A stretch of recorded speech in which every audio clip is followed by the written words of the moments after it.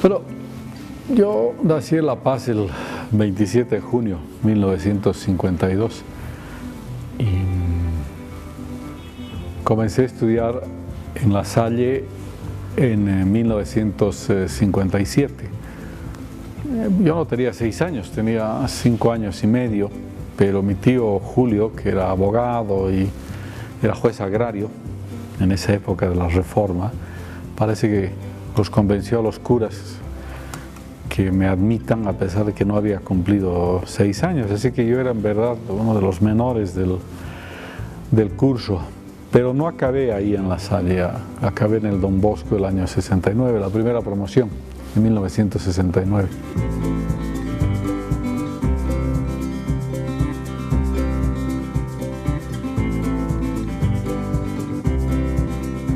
Yo tengo muy pocos recuerdos, digamos, primero de La Paz, ¿no? Yo los he recodificado luego a partir de lecturas que he hecho y procesos, ¿no? Yo recuerdo que vivíamos en la calle Montes, frente al cine en México, que hoy es o era una sede de una flota, la flota Copacabana. Era una calle que es una casa que estaba al fondo, un departamento, al frente vivían los hermanos de mi abuelo Carlos. Y era una casa muy extraña, porque típica casa paseña, porque de la Montes entrabas al segundo piso, pero la puerta de atrás, por los desniveles, te conectaba a la calle. O sea, por la puerta de atrás entrabas de la calle, y eso tiene que ver con el hecho de que un tío mío, que se llamaba Carlos Montaño Daza, que era un pirista connotado en los años 40 y parece que tuvo que ver algo con el derrocamiento de Villarroel y todas esas cosas. Parece que en la época del MNR o quizás después de esto, no sé exactamente cuándo, la policía política, que era muy típica en esos años, lo vino a buscar. Él dijo: Carlos Montaño. Sí, Carlos Montaño. Bueno, está bien, voy a entrar a sacar mi saco y me voy con ustedes. Y salió por la puerta de atrás a la calle, ¿no?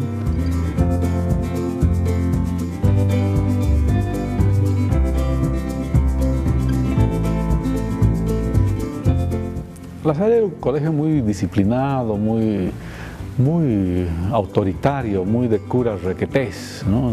que salían del franquismo y eran absolutamente franquistas. Nos hacían ver unas películas donde los republicanos españoles eran casi como diablos, o comulgar, o ir a misa, o ir a las procesiones. Era absolutamente autoritario y moralista, ¿no? Yo nunca me ha gustado ir al colegio. Se me ha gustado estudiar, leer, esas cosas, pero la disciplina del colegio, estar sentado en un banco muchos años. Después leería a Foucault, entonces entendería qué tenía que ver escuela, cárcel, fábrica, ¿no? Cómo tenía que ver relaciones con el disciplinamiento de tu cuerpo, a qué hora vas a orinar, cómo te vas a parar, todas esas cosas entendí. Pero cuando estaba por entrar a tercero de secundaria, ya no quise seguir en La Salle. Le dije a mi madre: no voy más. Entonces, ¿dónde va a ir, no? ¿Dónde vas a ir? ¿Qué vas a hacer? No había muchas opciones. En esa época no había muchos colegios privados y el hijo de una amiga de mi mamá, el Denis, que era una amiga desde que éramos chiquitos, hay fotos donde estamos ahí muy de niños, porque eran amigas.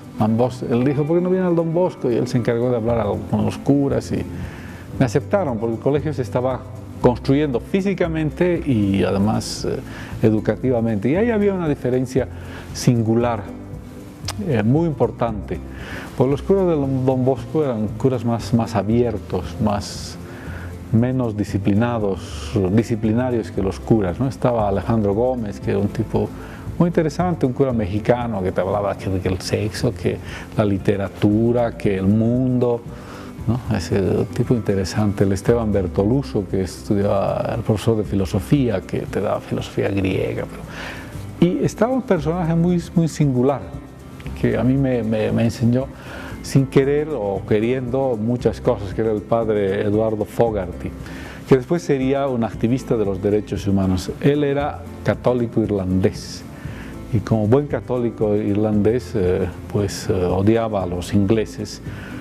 Entonces cada vez que había clases de inglés, que él era profesor de inglés, o sea, la mitad de la clase era hablar de cómo los ingleses habían invadido Irlanda y cómo los controlaban. Entonces yo ahí aprendí que había algo así como las luchas sociales y que había gente que creía en esas cosas, que se ponía al lado de los más pobres o que peleaba contra el imperio, ¿no? Ahí entendí que además era posible hablar de eso en el colegio, lo que no hubiera sido posible en la Salle. En cambio sí, en el Don Bosco sí era posible hablar de ese tema, ¿no? Entonces, claro, era un curso, un colegio absolutamente diferente, ¿no? Yo nunca me lamento haber dado ese paso de haberme ido al Don Bosco, porque eran otro tipo de curas.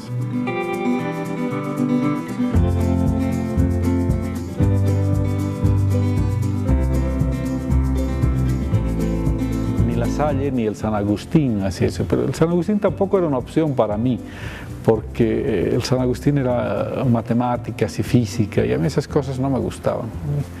A mí, aunque sí sabía, yo era un buen alumno, sí sabía matemáticas y física, pero a mí me gustaba aquello que tu cerebro pudiera crear, que pudiera pensar.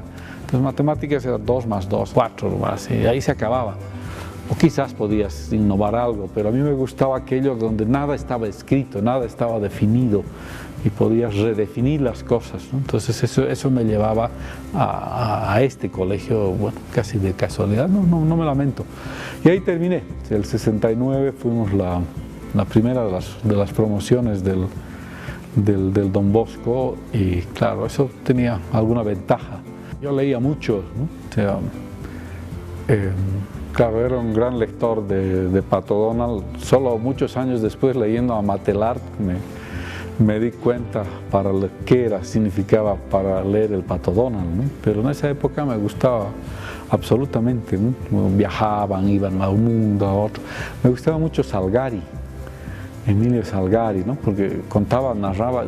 Años después me enteraría que Salgari nunca había salido de su Italia natal y que escribía esas cosas de Sandokan, el tigre de la Malasia, unas cosas en la India, sin haber ido jamás a esos lugares, haber leído cosas que era su absoluta imaginación. Y compartíamos esas lecturas con el Vicente de Appiani, del cual era muy amigo. Yo era más un chico de la casa, más pegado a mi madre, ¿no? En cambio, claro, había la plazuela, pero por las razones que fuesen, porque sus padres tenían otra visión o finalmente no había padres, los otros chicos tenían libertades que mi madre jamás me concedía. Mi madre era muy importante, porque mi padre trabajaba en yacimientos en La Paz. Entonces nosotros aquí y él allí, venía el fin de semana o a veces no venía. Esas cosas que hacen la gente que aún hoy sigue trabajando en La Paz y que tiene su familia en Cochabamba. Entonces mi madre no me dejaba ir. Entonces los otros chicos iban al otro lado del río, que era una gran aventura, ¿no? Se iban a cuquear, a sacar cosas, o iban al río a sacar pececitos o ranas. Esas cosas eran vedadas para mí. O sea, el límite era la plazuela. Entonces, la única forma de salir de ese límite de la plazuela era leer a Salgari. Entonces podía estar pues ahí en la India o en el desierto de Arabia o en cualquier lado, ¿no? Era una forma de huir, de escapar. Entonces ahí me involucré mucho con la lectura, ¿no? Mi padre tenía él era el que tenía algunas cosas claras, ¿no? Entonces él decía, te estoy hablando, yo salí el 69, te estoy hablando del 70, hablamos del 70, él decía que había que hacer 3 cosas. Había que estudiar administración de empresas, había que estudiar computación, a pesar que el 70 recién estaba en el desarrollo de unas máquinas enormes, como las que hubo después, se abría aquí en San Simón, unas de esas de tarjetas. Entonces él tenía un par de libros, porque mi padre había estudiado en la Argentina, pero después estudió en Francia. Entonces es que leía francés, hablaba inglés y hablaba francés. Entonces traía sus libros y había uno de esos. Entonces quería el otro quería saber inglés. Entonces decidió que yo debía ir a la Argentina a estudiar una ingeniería de administración de empresas, una cosa como ingeniería industrial, que yo tenía que ser como un empresario. Yo no quería ser empresario, quería ser hombre de las ciencias sociales. Entonces fui. No dejó de ser interesante la vida en la Argentina, porque era el año 70. Solo años después, nuevamente con mis investigaciones, me entendería qué era ese año 70 en la Argentina, ¿no? Porque había movimientos estudiantiles. Yo estaba en una universidad privada, la Agustín Maza, una universidad pequeñita, y no estaba por tanto muy metido, pero yo tenía en la Argentina Susana, que era una novia, lo que dicen en la Argentina, una novia. Ahí entendería que en esa conservadora Argentina había una diferencia. Aquí tú tenías tu chica y salías, ibas, nunca veías a su mamá o quizás la veías. No, allí no. Allí era conservadora y novia significaba relación con los padres, ¿no? La primera vez que fui a su casa, vivía, me acuerdo bien, en la calle Montecasero, 720, me acuerdo hasta hoy, tantos años, y fui a su casa, entonces me presentó a su padre y a su madre. Y era el novio formal, ¿no? O sea, no quiere decir que te ibas a casar, pero que tenías una relación y ellos podían intervenir en esa relación.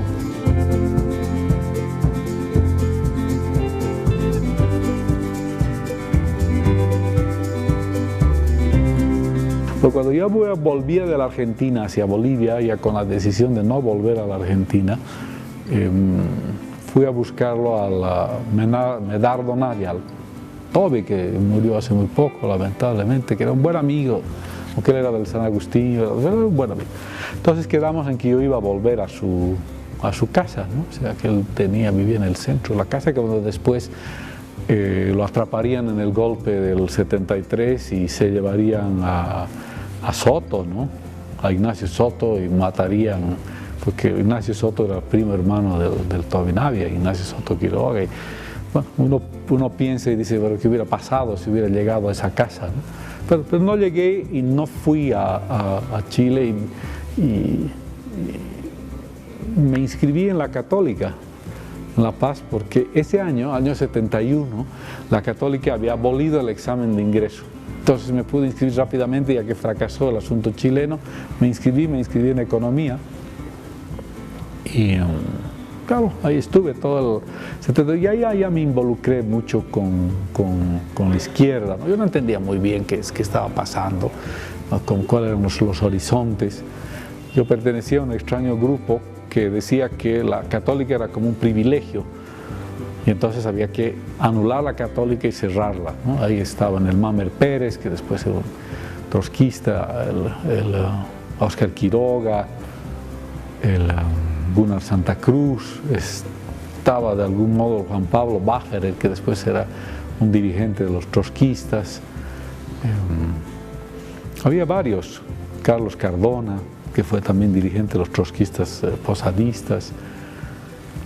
Y ahí estábamos. Claro, ya era la efervescencia del año 71, Torres, Asamblea Popular, líos, tomas, marchas en la calle. Y la Católica, a diferencia de lo que ocurre hoy, era pues un hervidero de ideas, ¿no? Llegaban tipos de la izquierda, nos hablaban, nos daban conferencias. Me acuerdo mucho a Baciana, padre Pedro Baciana, que fue a dar una charla que se llamaba La Dialéctica de la Mitad, donde él decía que en realidad cada uno de nosotros debía dar a los pobres la mitad. Y nosotros le discutíamos, lo rebatíamos, que ese no era un pensamiento científico, que el marxismo decía que eso era caridad, y que el marxismo decía que había que hacer la revolución. En eso estábamos, hasta que se produjo el golpe de Banzer. Ese día, nosotros, la gente de la Católica, donde estaba la Carmencita López, que creo que me han dicho que se ha muerto, estaba Grigoriou, ¿cómo se llama? El que está aquí en la universidad, el Javier Grigoriou. Él era un poquito mayor, entonces si yo estaba en primer año, él debía estar como en tercero de Economía. Él, Mamer, el Gregorio Machicado, estas chicas. fuimos el 20 a la marcha en la plaza. Yo me acuerdo mucho que el Javier tiene una pistola, hacía disparos al aire, la época, ¿no? Y marchamos hacia la plaza con el grupo de la Católica, y en la plaza estaba Eit, Torres y Lechín, si mal no me acuerdo, ahí en el Palacio. Me acuerdo mucho que Torres empezó su discurso diciendo: estamos a 9 meses de gobierno. Entonces la gente le gritaba: pare de una vez. No, pero antes de eso, antes de la marcha, fuimos a la COP, donde el edificio ya no existe, que es el de la plaza, donde había una sesión del comando de la COP, o qué sé, de la asamblea, que discutían sobre el tema del armamento, que no hay armamento, que no hay... Entonces se acordó que nosotros, los de la Católica, íbamos a ir a una trinchera. Claro, yo me preguntaba ¿con qué? ¿Cómo? Yo nunca había hecho ni el servicio premilitar, eran cosas para mí absolutamente extrañas, y supongo que para el resto también, ¿no? Entonces de ahí fuimos a la marcha. Después de eso fuimos a la marcha, y en la noche, ya dentro de esa idea, fuimos a la FUL, donde estábamos en la FUL, el grupo de la Católica, no sé cuántos seríamos, 10, 12, no sé si seríamos más. Vinieron unos tipos, y yo no recuerdo si estaban con pasamontañas, no estoy muy seguro, pero sí eran 3 tipos que nos instruían, o sea, cómo nuestra mujer manejar un Mauser, qué íbamos a hacer, que no nos coloquemos detrás de una piedra porque si nos disparaban las balas rebotaban, cómo íbamos a lanzar un molotov, o cómo lo íbamos a preparar, todo era en el fragor de la noche, ¿no? O cómo íbamos a encender una dinamita, la guía de la dinamita, cómo íbamos a reconocer, que ellos decían que era muy difícil reconocer que se había prendido. Entonces tenían unas cajetillas de fósforo, entonces había que desmenuzar las cabezas del fósforo, y con una goma de esas líquidas pasarle el coso y hacerle así, de modo que se prenda, y cuando haga así, y estés seguro, y después puedas lanzar. Después supe que eran tipos del ELN. Años después, cuando hacer la investigación de Teoponte, esas cosas, uno de ellos, el que murió, Ricardo Navarro, lo mataron Ricardo en la Harrington, uno de ellos era él, ¿no? Eso supe muchos años después. Entonces acordamos que teníamos que traer frazadas, porque la otra cosa que decían: bueno, vamos a resistir aquí, nos vamos a contener. En ese momento todavía las Fuerzas Armadas en La Paz no se habían dividido. Se suponía que nosotros íbamos a contenerlos si había alguna cosa, y de ahí íbamos a irnos en camiones a tomar Cochabamba, o retomar Cochabamba y luego Santa Cruz. Esa era la idea. Entonces yo bajé, había que traer una frazada, había que traer algo de una mochilita, alguna cosa con algo de comer, pues nadie sabía dónde diablos íbamos a comer. Bajé, serían como las 2 de la mañana del 21, creo que era domingo, del 21, bajé a donde yo vivía, en la calle 5 en Obrajes, y no pude ya subir porque iba a subir como a las 8, a las 9, era una discusión con la dueña de la casa, que no me dejaba salir, que me encerró las puertas, porque ella decía que ella era responsable, era una tipa ligada al MNR, probablemente por eso tampoco me dejaba salir, ¿no? Y que ella era responsable, que no sé qué, bueno, pero al final, hasta eso serían las 9, las 10 de la mañana, ya logré salir, pero no se podía ya subir a la ciudad porque ya había comenzado el golpe en La Paz, y habían cerrado, o el contragolpe, porque no podías pasar por ningún lado, porque por Miraflores, que era uno de los caminos posibles, el Estado Mayor había cerrado las calles, y en el otro lado, que era por San Jorge, el Colorado se había tomado también las calles en la defensa de Torres, y no dejaba pasar ningún carro. Nada. Años después me enteraría que unos tipos del ELN en una petita estaban haciendo ese tránsito que yo debía haber hecho o a pie o en un auto, y los agarraron, y en las revisiones encontraron armas que estaban llevando a la zona del combate, y ahí los agarraron. Pero es cierto, yo ya no pude subir, y me quedé la casa y se oía pues el fragor del combate, el ametrallamiento de los aviones, bueno, uno se desesperaba.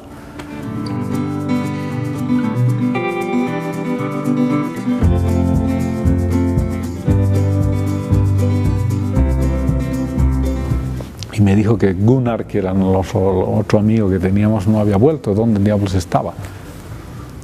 Entonces no recordé, dije, de pronto se quedó y él ya no bajó.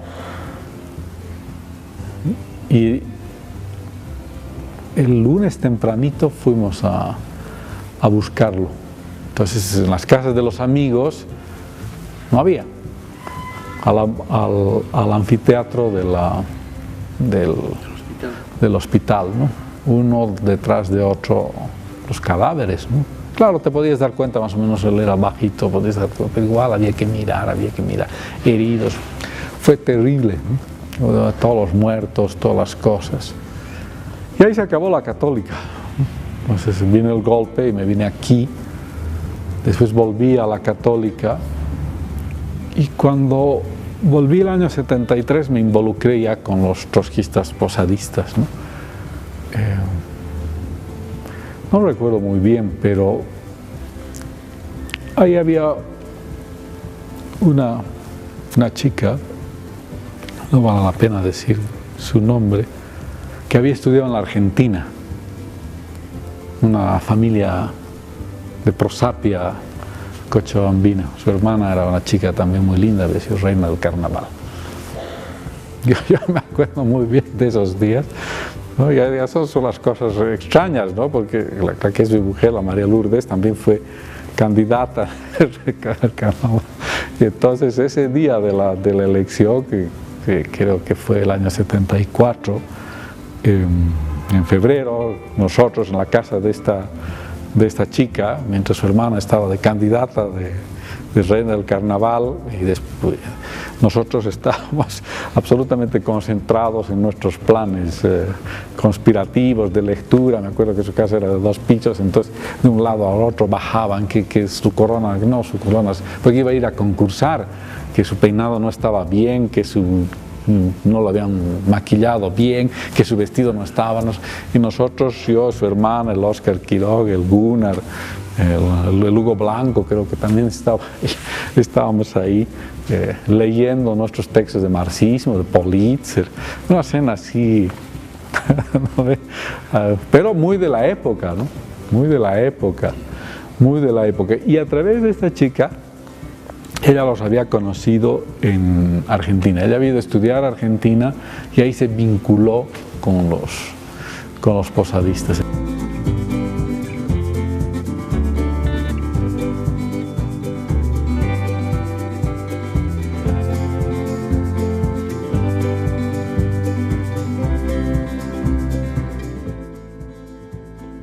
Entonces ellos vinieron, él y otro muchacho más, que después me han dicho que ha muerto en algún lado, vinieron a darnos las charlas. Finalmente me involucré. A mí no me gustaba mucho, porque a mí no me gustaba nunca la disciplina, por eso no me gustaba el colegio y no me gusta ahora. Entonces, a mí me gusta un lugar donde puedo salir, entrar, pensar. Entonces, el partido ya era... Bueno, los posadistas eran un grupo pequeñito, 4 o 5 tipos. Cochabamba. En La Paz algo más, ¿no? De ahí estaba el gordo Flores, el Carlos Flores Bedregal, que será asesinado el 17 de julio del 80, ¿no?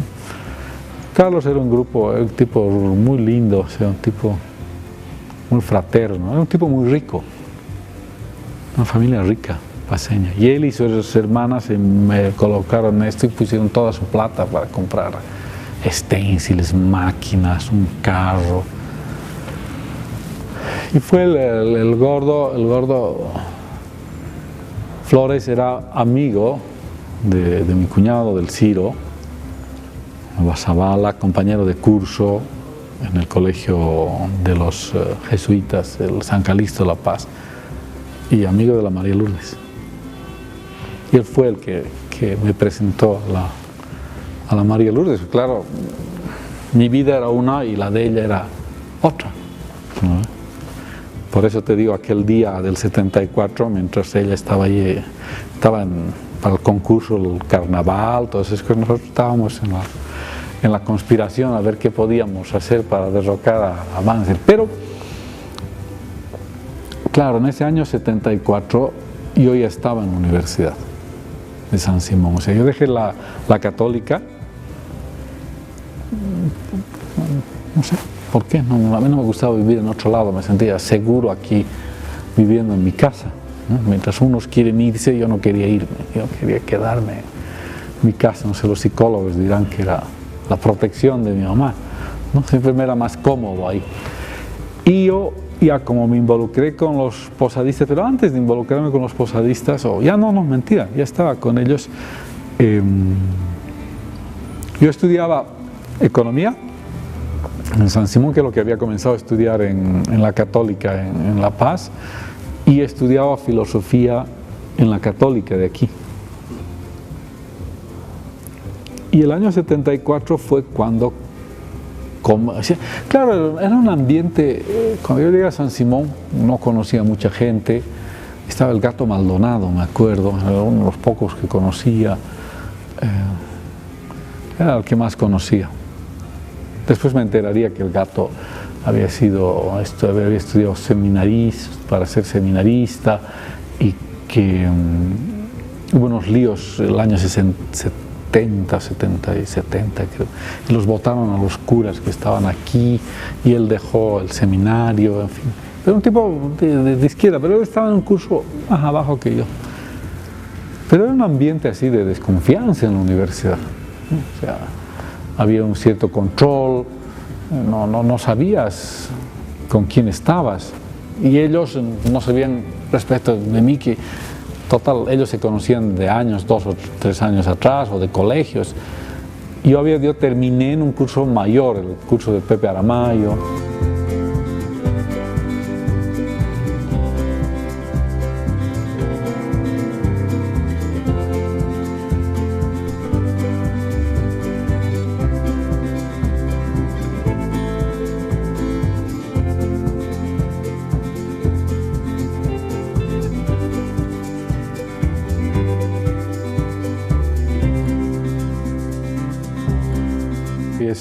Era una sede de una flota, la flota Copacabana. Era una calle es una casa que estaba al fondo, en un departamento, al frente vivían los hermanos de mi abuelo Carlos, y era una casa muy extraña, porque típica casa paseña, porque de la Montes entrabas al segundo piso, pero la puerta de atrás, por los desniveles, te conectaba a la calle.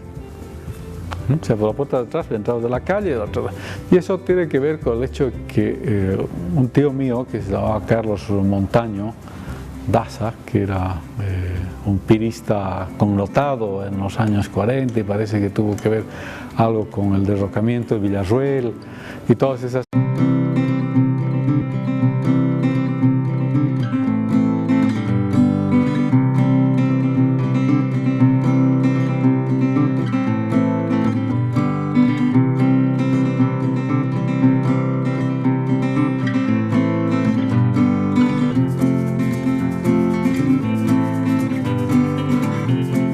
Pero yo nací en La Paz el 27 de junio de 1952 y comencé a estudiar en La Salle en 1957. Yo no tenía 6 años, tenía 5 años y medio, pero mi tío Julio, que era abogado y era juez agrario, de las procesiones, era absolutamente autoritario y moralista, ¿no? Yo nunca me ha gustado ir al colegio, se me ha gustado estudiar, leer, esas cosas, pero la disciplina del colegio, estar sentado en un banco muchos años. Después leería a Foucault, entonces entendería qué tenía que ver escuela, cárcel, fábrica, ¿no? Cómo tenía que ver relaciones con el disciplinamiento de tu cuerpo, a qué hora vas a orinar, cómo te vas a parar, todas esas cosas entendí. Pero cuando estaba por entrar a tercero de secundaria, ya no quise seguir en La Salle. Le dije a mi madre, no voy más. Entonces, ¿dónde va a ir? ¿No? ¿Dónde vas a ir? ¿Qué vas a hacer? No había muchas opciones, en esa época no había muchos colegios privados y en esa época de la Reforma parece que los convenció a los curas que me admitan a pesar de que no había cumplido 6 años, así que yo era en verdad uno de los menores del curso, pero no acabé ahí en La Salle, acabé en el Don Bosco el año 69, la primera promoción, en 1969.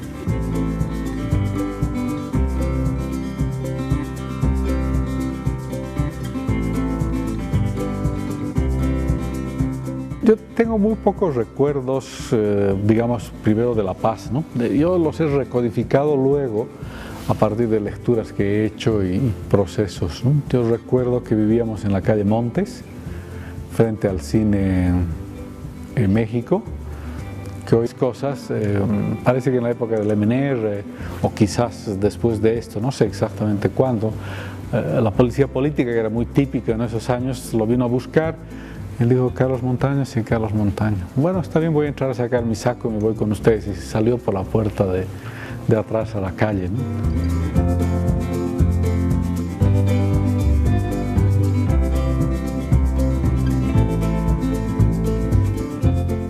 La Salle era un colegio muy disciplinado, muy autoritario, muy de curas requetés, ¿no? Que salían del franquismo y eran absolutamente franquistas. Nos hacían ver unas películas donde los republicanos españoles eran casi como diablos, o comulgar, o ir a misa, o ir